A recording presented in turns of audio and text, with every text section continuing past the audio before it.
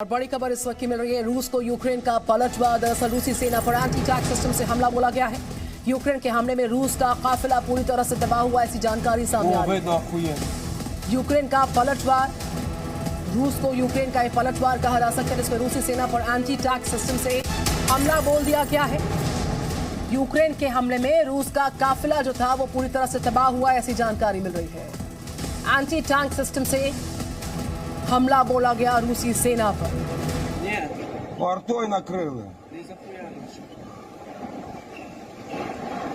तो हमले में रूस का काफिला तबाह हो गया है। तस्वीरें आपके सामने। दरअसल एंटी टैंक सिस्टम है ये, जिससे रूसी सेना पर हमला, और चारों तरफ तस्वीरों में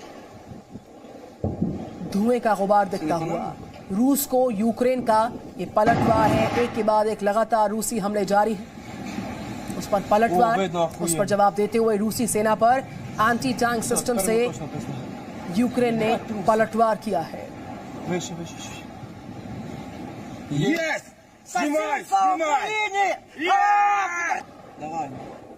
और यूक्रेन के सैन्य ठिकाने पर बड़ा हमला हुआ है। यूक्रेनी मिलिट्री यूनिट पर यह हवाई हमले की जानकारी।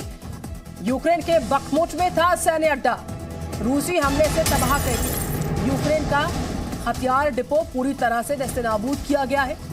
सैन्य ठिकाने पर बड़ा हमला यूक्रेन के किया गया, ये भी जानकारी। यूक्रेन की मिलिट्री यूनिट पर हवाई हमला स्पीच हुआ है। बखमुच में यूक्रेन का ये सैन्य अड्डा था, इसको तबाह किया गया है रूसी हमले द्वारा। यूक्रेन का हथियार डिपो तबाह किया गया है।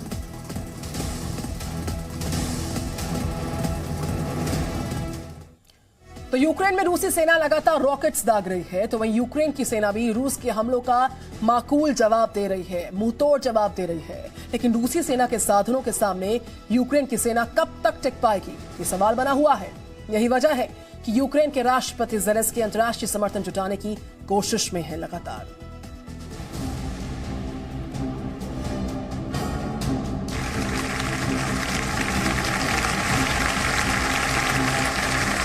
एक नया दिन और एक बार फिर एक नया प्रयास। यूक्रेन के राष्ट्रपति व्लादिमीर जेलेंस्की रूसी आक्रमण के खिलाफ अंतर्राष्ट्रीय समर्थन जुटाने की हर मुमकिन कोशिश कर रहे हैं। इस कड़ी में जेलेंस्की ने कल जापान और फ्रांस की संसद को संबोधित किया, जहां जेलेंस्की ने एक बार फिर मदद की गुहार लगाते हुए रूस पर जमकर निशाना साधा। जापान के सांसदों को संबोधित करते हुए जेलेंस्की ने चिताया कि रूस ने अब जंग में अपने कई घातक हथियारों का इस्तेमाल करना शुरू कर दिया है, और अब वो वक्त भी दूर नहीं जब रूस जंग में केमिकल हथियारों या फिर सीधे परमाणु हथियार से हमला कर सकता है। वहीं कल जेलेंस्की ने फ्रांस के संसद को भी संबोधित किया, जहां जेलेंस्की ने रूस पर सख्त प्रतिबंधों की मांग की और फ्रांसीसी कंपनियों से रूस छोड़ने की अपील भी की। लेकिन ये पहली बार नहीं है जब जेलेंस्की किसी देश की संसद को संबोधित करते हुए रूस के खिलाफ प्रतिबंधों की मांग कर रहे हैं।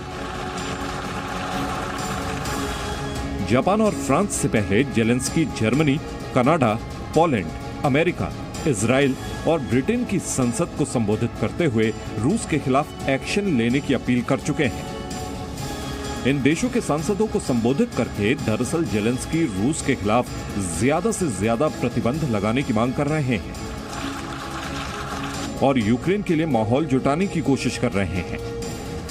वहीं अब समर्थन जुटाने की कोशिश में जेलेंस्की के लिए एक बड़ा मौका खुद चल के सामने आया है। राष्ट्रपति जेलेंस्की को नाटो शिखर सम्मेलन को संबोधित करने के लिए आमंत्रित किया गया है, जहां वो आज वीडियो कॉन्फ्रेंसिंग के जरिए जुड़कर यूक्रेन का पक्ष रखेंगे। दरअसल कुछ दिन पहले ही जेलेंस्की ने नाटो के रवैये पर नाराजगी जताई थी और यूक्रेन की तरफ अपना पक्ष साफ करने को कहा था। जेलेंस्की का नाटो में शामिल होने का सपना भले ही टूट चुका हो, लेकिन नाटो शिखर सम्मेलन में उनका संबोधन यूक्रेन को रूस के हमलों से बचाने का आखिरी जरिया साबित हो सकता है। ब्यूरो रिपोर्ट, जी मीडिया।